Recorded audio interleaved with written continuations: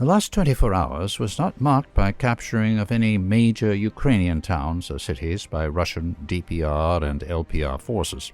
However, there were significant changes in the configuration of combat forces on the fronts. Russia was rotating units and bringing fresh assault units forward amid intense work of artillery and aviation. At the same time, Kiev continued to withdraw its units from the Donbas region towards Zaporizhia, Dnipro, and Kiev, but stubbornly defending well-fortified positions in the region. To the northwest of Kiev, along the bank of Irpin River, the destruction of the Ukrainian Armed Forces stronghold continued by intensive artillery fire. Ukrainian positions in Moshchun, where there is a strong fortification prepared during World War II, were targeted. Significant units of the Russian airborne forces were located in the town of Bucha. Likely, these strike units were preparing to break into the city. Fighting also took place to the northeast and east of Brovary. The Russian Orlan-10 UAV uncovered a concentration of Ukrainian combat equipment and a large number of military personnel at a railway station on the outskirts of Chernihiv. Artillery struck a missile and artillery weapons depot, destroying the facility and up to 20 pieces of weaponry and equipment. In the Mykolaiv area, fighting was taking place to the north of the city. Russian forces had so far limited themselves to advancing towards Krivoy Rog and Nikopol after taking full control of the Kherson region. Odessa was waiting for the Russian Black Sea Fleet to launch a landing operation. Therefore, a significant part of the remaining Kiev forces there were in the Odessa area, although in theory they could help the blockaded Mykolaiv. In the night between 15th and 16th March, reports appeared that ships of the Russian Black Sea Fleet launched an artillery and missile attack on the coastal zone near Tuzla. Throughout the day, fighting continued around Kharkiv. The Russian army adopted the tactic of suppressing enemy resistance through massive artillery shelling and airstrikes. In the Izium area, Russian forces were clearly pushing towards Slavyansk. The Slavansk-Kramatorsk agglomeration itself was under attack, which augurs well for the imminent start of fighting for the city. The assault on Mariupol continues. DPR units advanced in a number of areas amid the stubborn and organized resistance of Kiev's forces.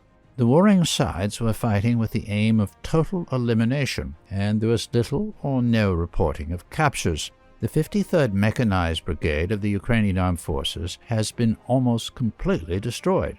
There were reports that the Ukrainian General Staff was considering disbanding the brigade due to its massive losses.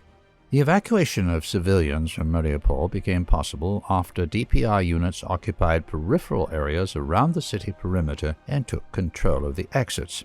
Many people leave the city at their own risk, choosing those roads inside the city where there are no Ukrainian soldiers.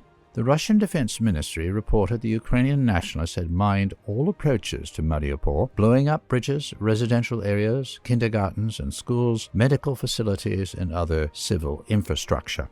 On March 15th, People's Militia pushed back Kiev's forces by 8 kilometers near Holivka in the north of the Donetsk People's Republic. Near Verkhnetoretsk, DPR forces managed to create a direct threat, blocking the road leading to Avdiivka, as well as opening the possibility of developing a further offensive towards Dzержinsk.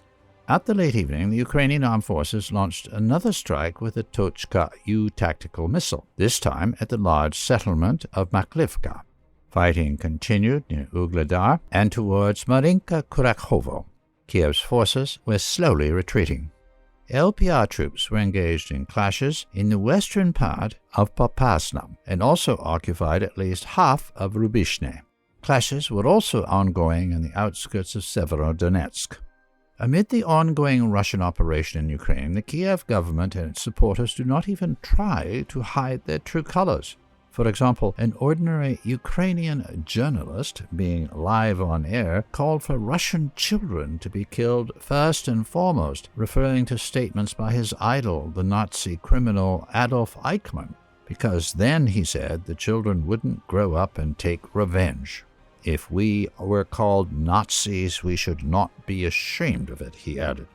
These statements explain very well the behavior of fighters from nationalist units of the Ukrainian Armed Forces, which they have demonstrated throughout the 8 years of conflict in the Donbass. This behavior is supported, if not by statements, but by actions on the highest levels of the modern Ukrainian leadership.